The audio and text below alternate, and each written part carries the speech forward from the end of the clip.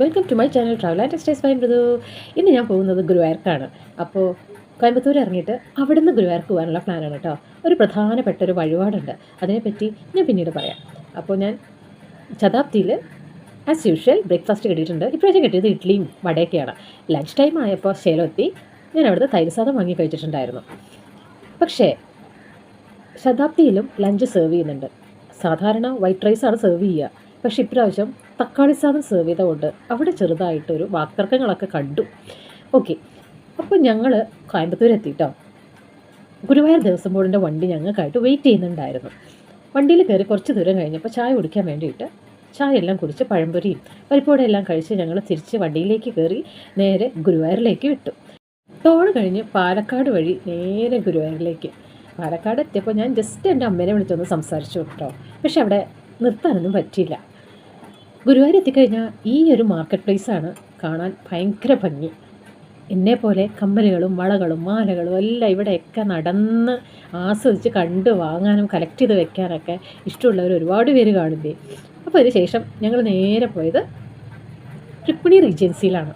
നല്ല നീറ്റായിട്ടുള്ളൊരു ഹോട്ടലായിരുന്നു. ഇവിടെ next day wedding നടക്കുന്നതുകൊണ്ട് അവിടെ ചെറുതായിട്ട് ഡെക്കോ എല്ലാം ചെയ്യുന്നുണ്ടായിരുന്നു. റൂംസിന് ഭയങ്കര ബുദ്ധിമുട്ടുണ്ടായിരുന്നു, ഭയങ്കര ടൈറ്റായിരുന്നു. എന്നാലും ഞങ്ങൾക്ക് തൽക്കാലം റൂമൊക്കെ കിട്ടി. കുറച്ച് നേരത്തെ ബുക്ക് ചെയ്തുകൊണ്ടാണോ എന്നറിയില്ല, എന്തോ കിട്ടിയിട്ടുണ്ടായിരുന്നു. റൂമിനെ പറ്റി പറയുകയാണെങ്കിൽ പ്രത്യേകിച്ച് എനിക്ക് ബുദ്ധിമുട്ടൊന്നും തോന്നിയില്ല. നല്ല റൂമാണ്, സ്പേഷ്യസ് ഒക്കെയാണ്. അപ്പോൾ ഇതാണ് നമ്മുടെ റൂം 207. ആ ലൈനിൽ കാണുന്നതെല്ലാം നമ്മുടെ ടീം ബുക്ക് ചെയ്ത റൂംസാണ് കേട്ടോ.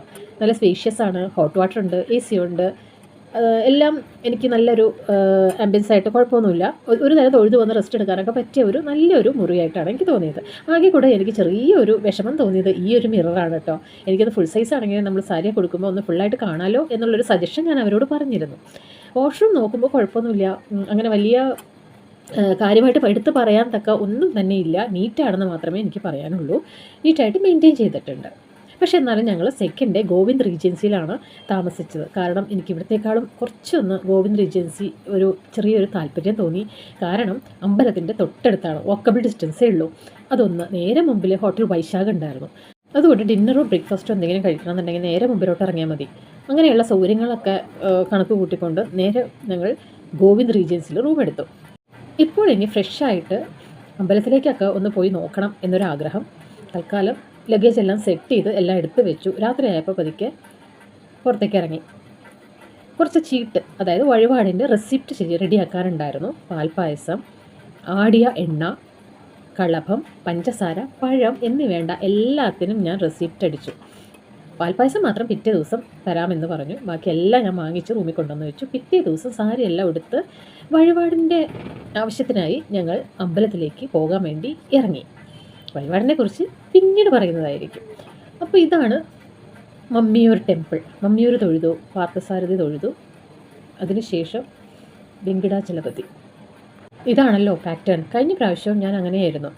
ഈ ഒരു പാറ്റേണിലാണ് തൊഴുകേണ്ടതെന്നാണ് പറയുക.